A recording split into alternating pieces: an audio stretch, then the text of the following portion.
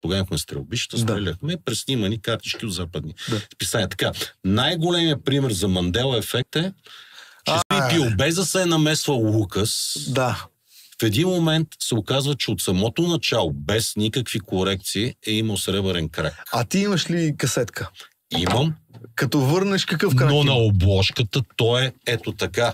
И в момента си търся видеото. Ето. Да. Това? Сега най-рационалното обяснение, че тогава цветовете на лентата, соцапаратите, така са го размазвали. Нали? На първо време матрицата така ще те накара да си го обясниш, но извиняй, това са картички с писания. Нали, разказвам го много бързо, защото поне 3-4 предания съм правил по темата. Конкретно, има и трета реалност, в която само тази маратонка, да я наречем сребърна, винаги са 3 варианти на реалността. Вземете си романа, хора, раздал съм се там. Слушай. Така, слушай,